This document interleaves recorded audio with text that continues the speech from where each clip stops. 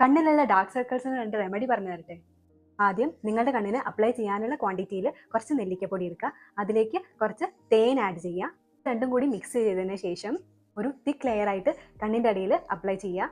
ഇത് ഒരു 15 to 20 മിനിറ്റിന് ശേഷം കഴുകിക്കളയാം. ഇത് അറ്റ്ലീസ്റ്റ് ഒരു മാസമെങ്കിലും ഒന്ന് ട്രൈ ചെയ്ത് നോക്കൂ.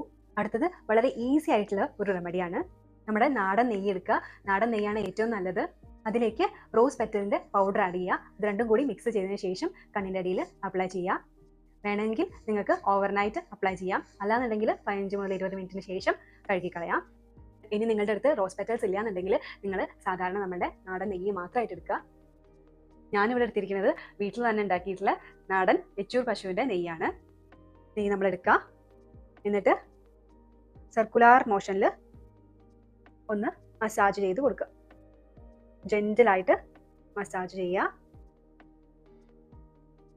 ഒരു 15 to 20 മിനിറ്റിന് ശേഷം കഴുകിക്കളയാം. എന്നിട്ട് ഉറങ്ങാം. അല്ലെങ്കിൽ ഓവർനൈറ്റ് നിങ്ങൾക്ക് അപ്ലൈ ചെയ്യാം.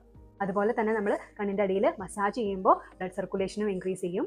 പിന്നെ നെയ്യിൽ ആൻറ്റി ഓക്സിഡൻസ് ഉള്ളതുകൊണ്ട് തന്നെ ഡാർക്ക് സർക്കിൾസ് പ്രിവെൻറ്റ് ചെയ്യാനും പിഗ്മെൻറ്റേഷൻ കുറയ്ക്കാനും അത് നന്നായിട്ട് ഹെൽപ്പ് ചെയ്യും. പക്ഷേ ഒരു കാര്യം, ഡാർക്ക് സർക്കിൾസ് എന്ന് പറയുന്നത് വരാനായിട്ട് ഒരുപാട് കാരണങ്ങളുണ്ട്. നിങ്ങളുടെ സ്ട്രെസ് ആയിരിക്കാം, അല്ലെങ്കിൽ നിങ്ങളുടെ ഉറക്കമില്ലായ്മ ആയിരിക്കാം, അങ്ങനെ പല കാരണങ്ങളായിരിക്കാം. അപ്പോൾ എന്താണ് കാരണം എന്നുള്ളത് ആദ്യം മനസ്സിലാക്കുക. എന്നിട്ട് ഇതുപോലുള്ള റെമഡീസ് ഒക്കെ ചെയ്ത് നോക്കാം. അതുപോലെ തന്നെ നിങ്ങൾക്ക് ഡാർക്ക് ലിപ്സ് ഉണ്ടെന്നുണ്ടെങ്കിൽ ലിപ്സിലും നിങ്ങൾക്ക് ഈ ഒരു നെയ്യ് അപ്ലൈ ചെയ്തിട്ട് കിടക്കാം.